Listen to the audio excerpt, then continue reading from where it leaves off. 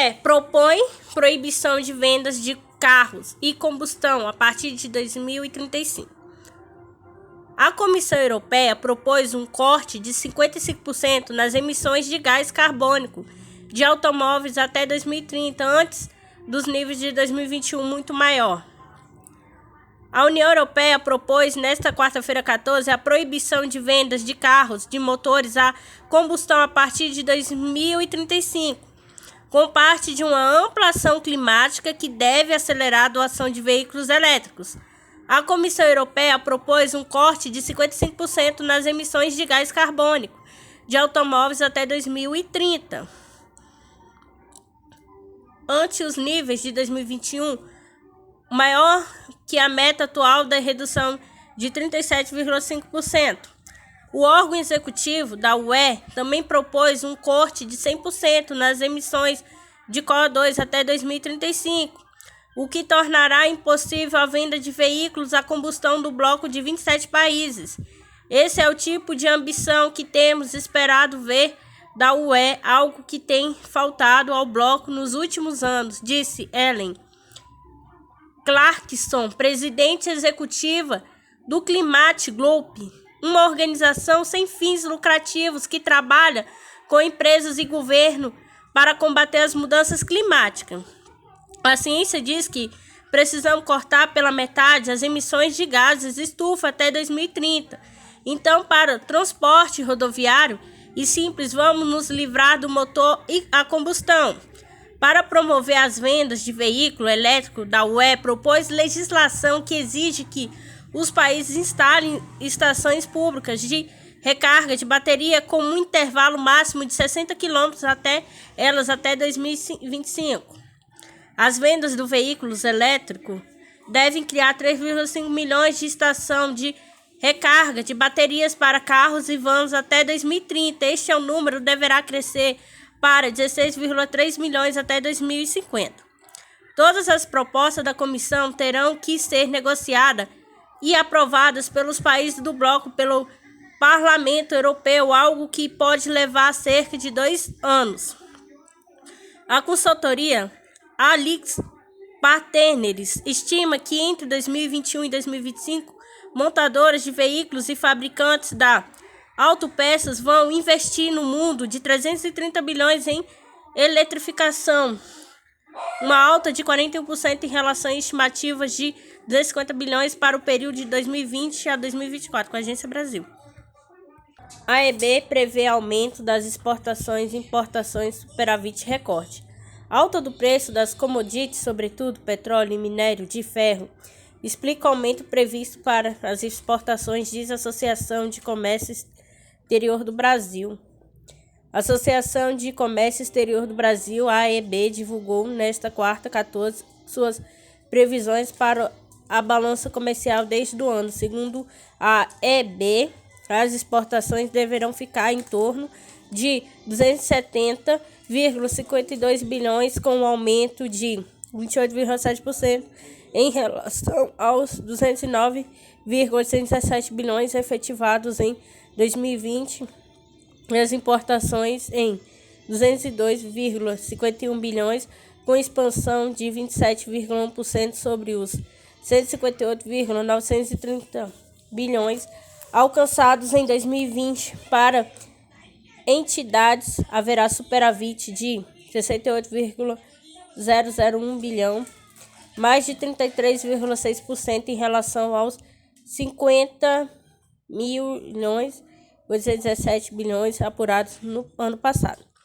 De acordo com a EB, os aumentos projetados para exportação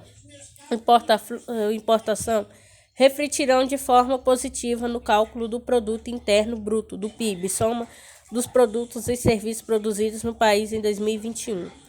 Segundo o presidente executivo da AEB, José Augusto de Castro, a forte elevação dos preços das commodities, produtos agrícolas e minerais comercializados no mercado externo, especialmente petróleo e minério de ferro, explica o crescimento projetado para exportações e o peso do petróleo em bruto, do minério de ferro e da soja em grão na pauta de exportação brasileira passou de 35% no ano passado para 41% este ano. Do lado das importações, o fato de vários produtos não estarem sendo fabricados atualmente no país para suprir o mercado interno com peças e componentes responde pelo incremento das vendas externas ao Brasil, disse Castro e Agência Brasil.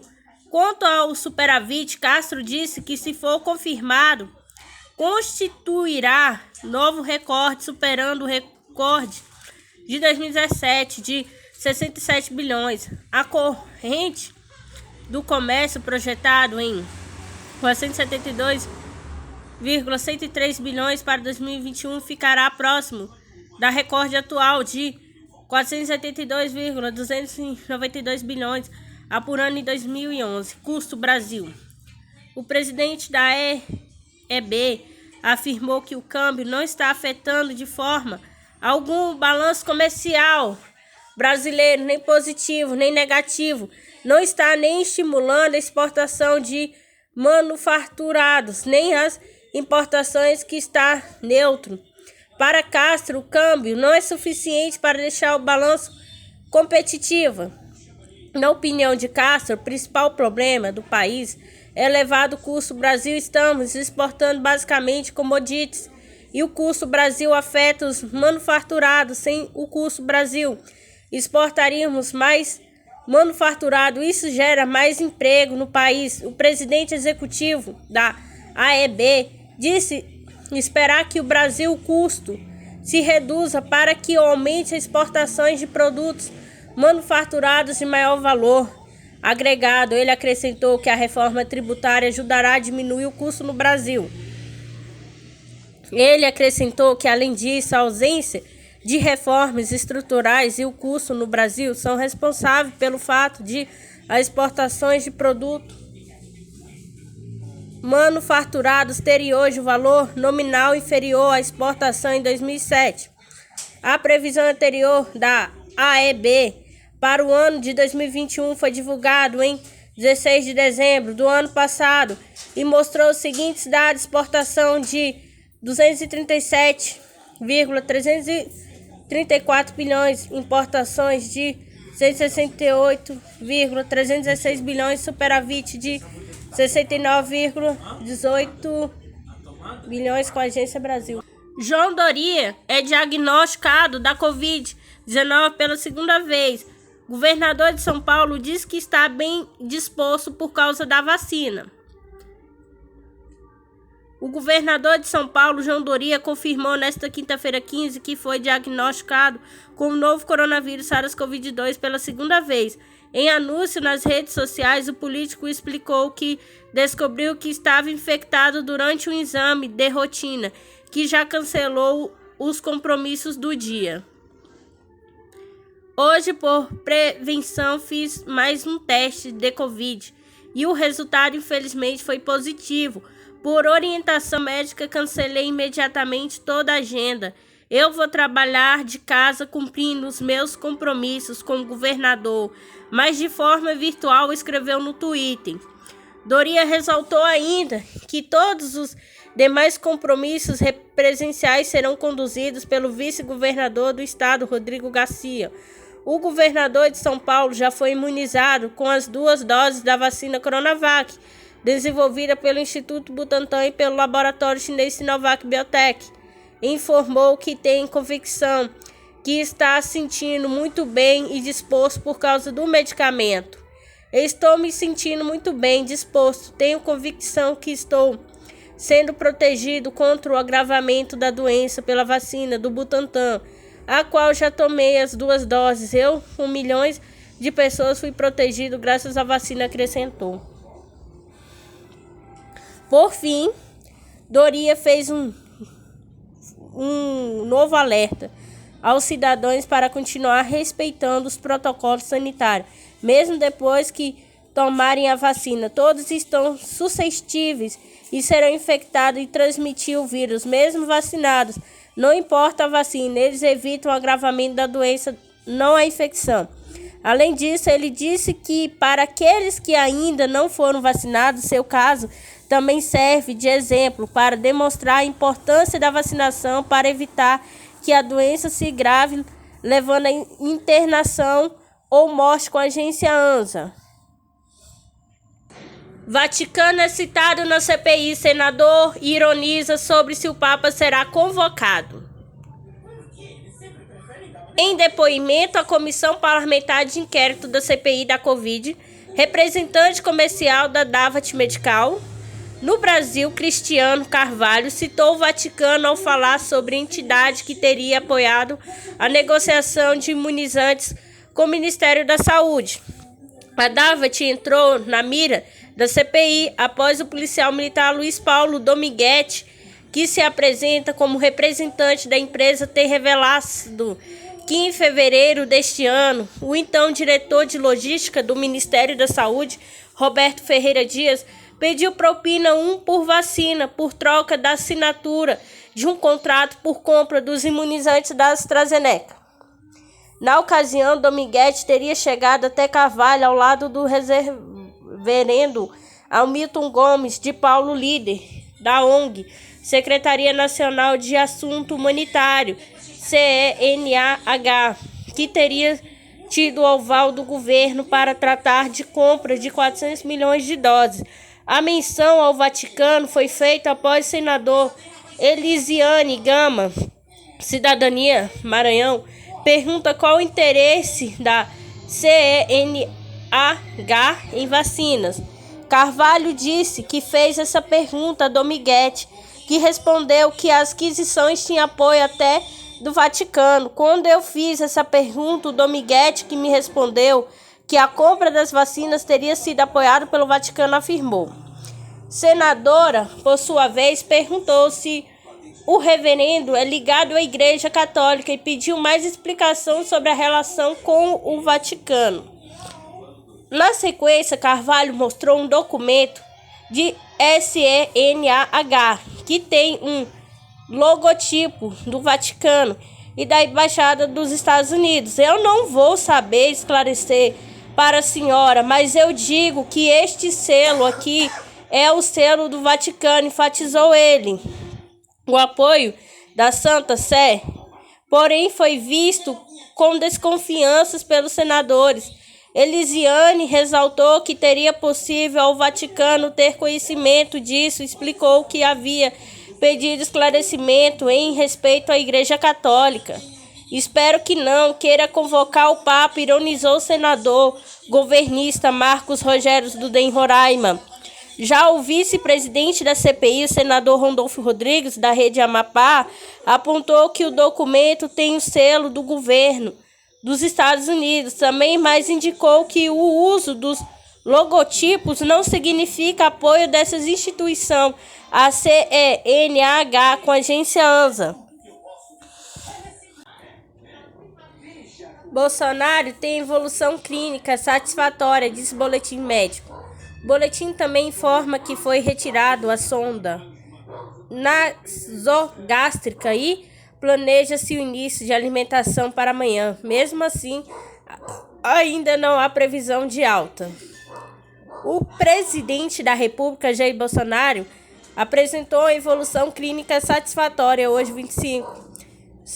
Segundo o boletim médico divulgado no início da noite pelo Hospital Vila Nova, onde está internado na capital paulista desde ontem, 14, não há, no entanto, previsão de alta.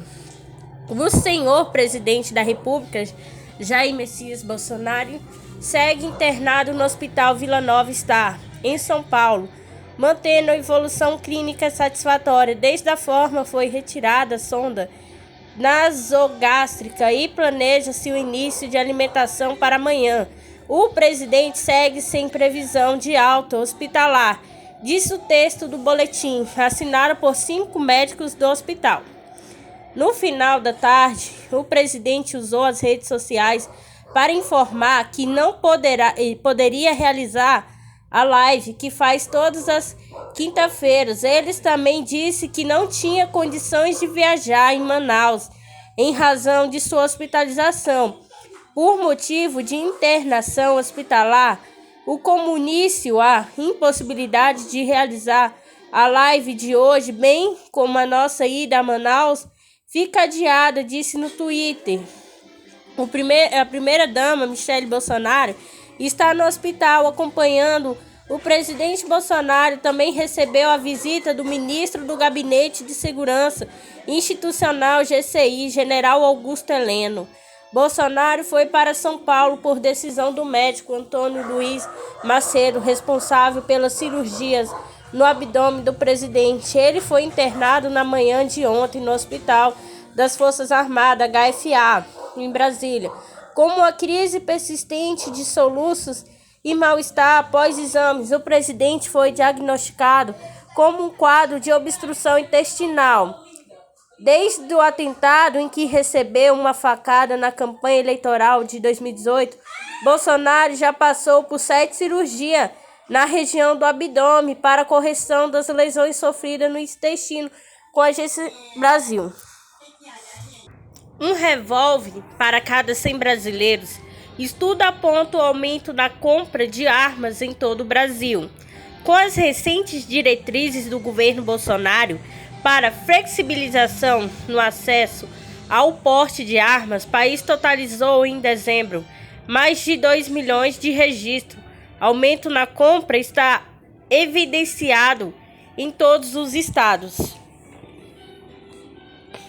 Segundo os dados do Fórum Brasileiro e de Segurança Pública, as medidas de flexibilização no acesso às armas adotadas pelo governo Bolsonaro fizeram com que o Brasil alcançasse em dezembro de 2020 a marca de 2.070.126 armas legais particulares, ou seja, uma arma para cada 100 brasileiros.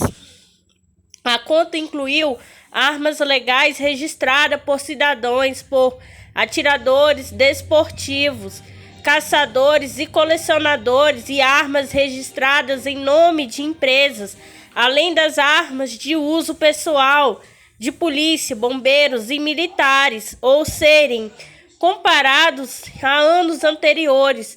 Os dados apontam para uma escalada no acesso e na articulação de armas particulares no país e nos últimos anos. O levantamento mostra que houve aumento de registro ativos em todos os estados brasileiros, sem exceção. Contudo, o Distrito Federal foi o que apresentou maior elevação nos registros. Na avaliação da advogada Isabel Figueiredo, do Conselho de Administração do Fórum Brasileiro de Segurança Pública, o aumento na compra de armas é resultado das flexibilizações de normas aprovadas pelo governo e do incentivo do presidente ao armamento pela população civil. O governo tem uma atuação completamente irresponsável, que considera todo o conhecimento científico em torno do tema de controle de armas. Temos um conjunto robusto de evidências que relacionam o maior número de armas circulando com o aumento da violência, afirmou Figueiredo. A tendência é que o acesso às armas cresça ainda mais nos próximos anos, já que Bolsonaro editou em fevereiro deste ano uma série de medidas para facilitar o acesso e aumentar o limite para aquisição de armamentos e munição. Essa tendência foi confirmada pelo especialista em segurança Ignácio Cano, entrevistado pelo Sputnik Brasil, quando disse que essa é a mais uma tentativa do governo Bolsonaro, entre várias anteriores e outras que virão, para aumentar o número de armas em circulação, para o aumento dos tipos de armas que podem ser compradas e o número que cada pessoa tem direito com a agência Sputnik Brasil. Prévia do PIB do Ceará aponta queda de 0,36% na atividade econômica em maio. Já na comparação entre maio deste ano, é igual ao período de 2020. Na série observada, houve crescimento de cerca de 11,6%. O índice na atividade econômica do Banco Central do IBCR Ceará, conhecido como uma prévia do Produto Interno Bruto do PIB, marcou queda de 0,36% no Ceará. Em maio, divulgou a entidade na manhã desta quinta-feira 15, no trimestre de março a maio, ante o trimestre imediatamente anterior, a retração foi de 3,4%.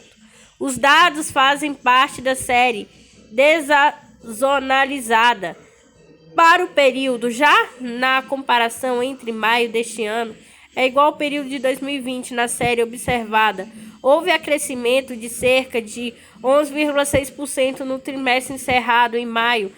Ante igual trimestre do ano passado, também houve alta de 8,13%. Prévia do PIB do Ceará indica queda de 0,74% no primeiro trimestre. Indústria de transformações e construção civil devem puxar a retomada econômica no Ceará. Estamos vivendo uma tempestade perfeita, ponta a economista Tânia Bacelar. Confira a entrevista. Com o resultado, nos primeiros 5 meses de 2021, a atividade econômica do Ceará, medida pelo índice do Banco Central, cresceu 4,3% na comparação com o igual período de 2020. Nos últimos 12 meses, encerrado em maio, o índice acumula a crescimento mais tímido de 1,52%. A queda observada no Ceará na passagem de abril para maio coloca o resultado abaixo do de Pernambuco, cuja atividade aponta expansão de 1,8% na Bahia. Outra localidade na qual o IBCR é apurado, houve queda mais expressiva de 0,93%, Nordeste. Na região Nordeste, o índice aponta queda de 0,29% da atividade em maio deste ano, ante abril, no trimestre encerrado em maio, na comparação com os 3 meses imediatamente anteriores, a retração é de 0,67%. Já em maio, na comparação com o igual período de 2020, a atividade econômica, medida pelo Banco Central, teve expansão de 7,53% no trimestre encerrado em maio, na comparação com o igual período do ano anterior, a alta é de 5,55%. Nos 5 primeiros meses do ano, em relação aos 5 primeiros meses de 2020, o índice aponta o crescimento de 2,92% na atividade econômica da região Nordeste. Já nos últimos 12 meses, contra os 12 meses imediatamente anteriores, a alta de 0,54%. Nelson Miolaro, o vovô TikTok, morre aos 91 em São Paulo. Nelson Miolaro estava internado desde a última quinta 8 e passou por cirurgia no último sábado 10. Nelson Miolaro, conhecido na internet como vovô TikTok, faleceu na noite desta quarta-feira 14, aos 91 anos, em São Paulo, internado no hospital IGESP. Desde a quinta 8, ele havia sofrido uma queda e fraturado a cabeça do fêmur. Segundo informações familiares, a morte ocorreu após as complicações renais e foi registrada às 23 horas na quarta. A neta de Miolaro, Nayara Moreno, confirmou que ele havia passado por cirurgia no último sábado 10. Sucesso nas redes.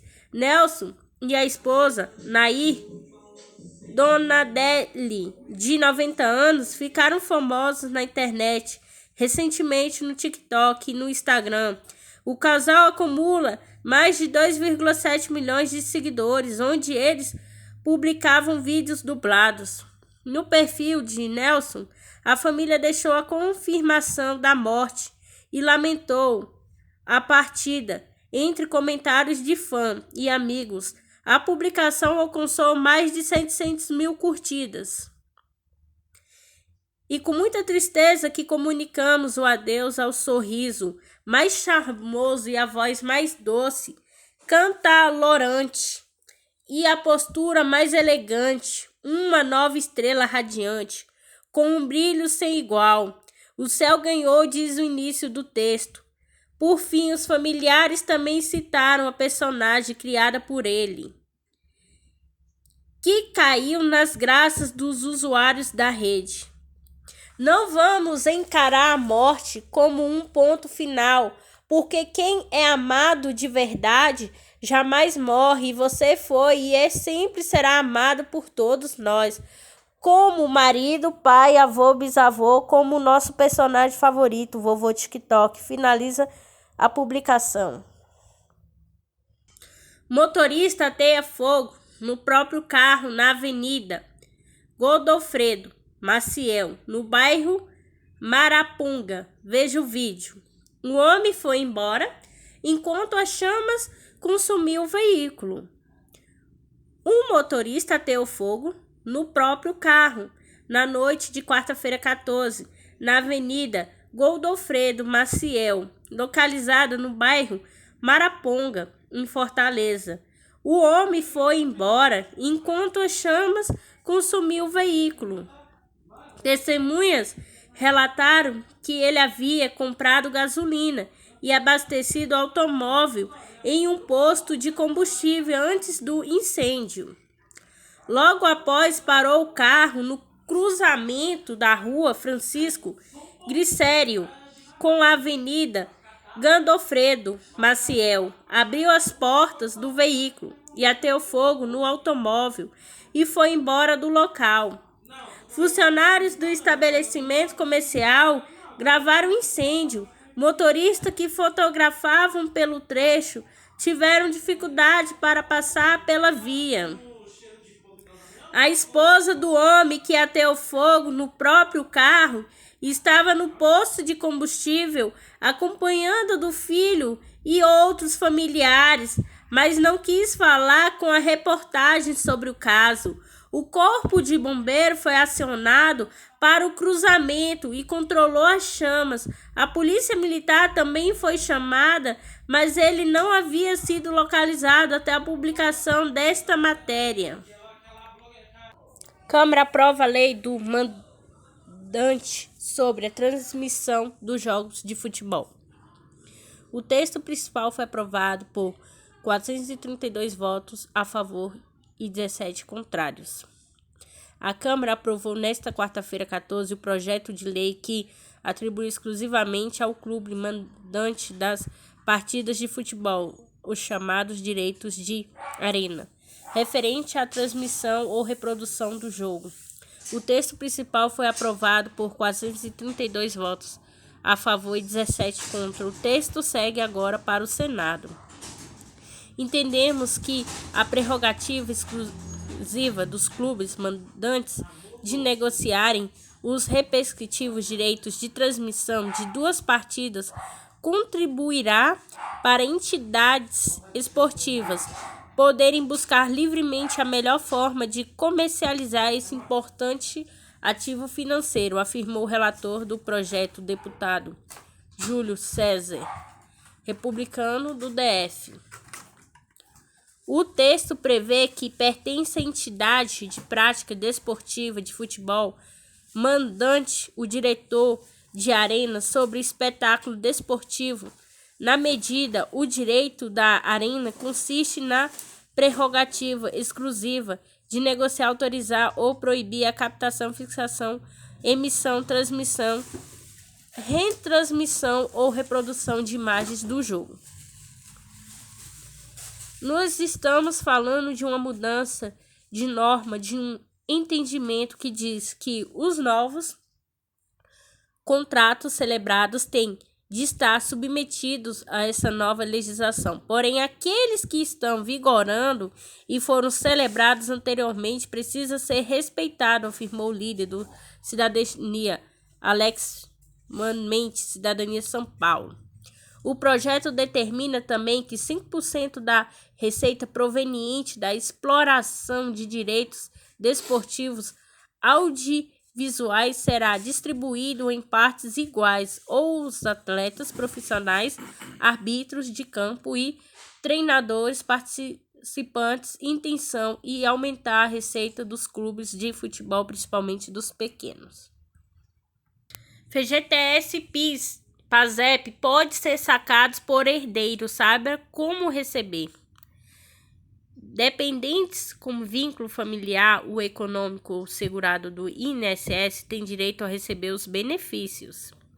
O saque integral dos valores de FGTS e PIS, PASEP por herdeiros de trabalhadores é um direito garantido por lei, mas algumas condições para a liberação do saldo.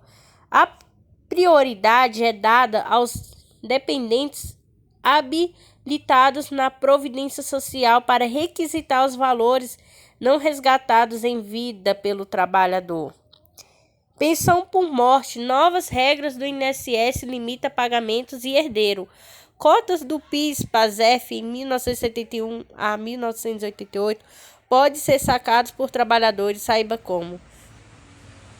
O uso de FGTS é ampliado para financiar imóveis com taxas de juros mais altas. Quem pode ser dependente?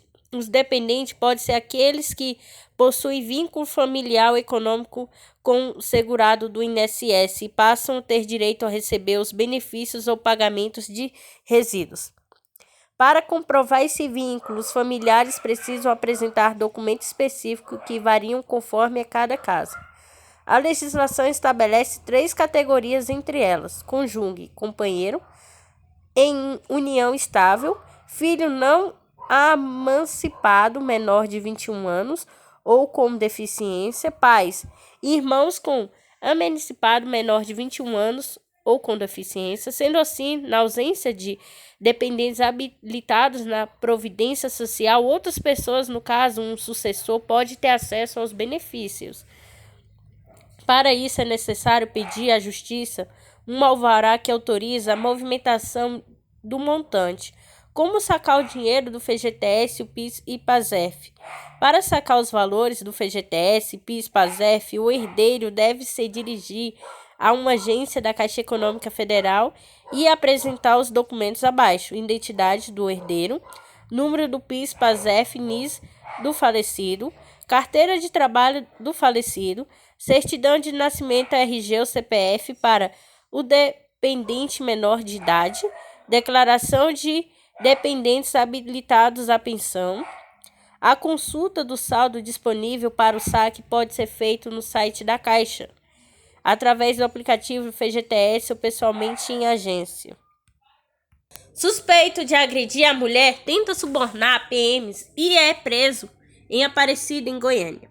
Homem ofereceu 950 e a arma que estava com ele para os policiais para evitar a prisão. Um homem foi preso em flagrante na noite da quarta-feira 14, suspeito de agredir a mulher e tentar subornar os policiais militares envolvidos na ocorrência no Jardim Eldorado, em Aparecida, em Goiânia, região metropolitana da capital. De acordo com as informações divulgadas pela Polícia Militar, PM, a equipe foi acionada na noite de ontem para atender uma ocorrência de violência doméstica no setor. Após receber o chamado, uma equipe do 8º Batalhão da Polícia Militar, BPM, se deslocou até o local da denúncia. Ao chegar no local, os policiais encontraram uma mulher e seu filho especial de 17 anos que afirmou que havia sido agredida pelo marido e que o mesmo chegou a ameaçá-la com um revólver. Depois da denúncia do relator feito pela vítima, a equipe policial encontrou o suspeito, o qual estava armado com uma pistola calibre 45 com a numeração raspada e 7 munições intactas.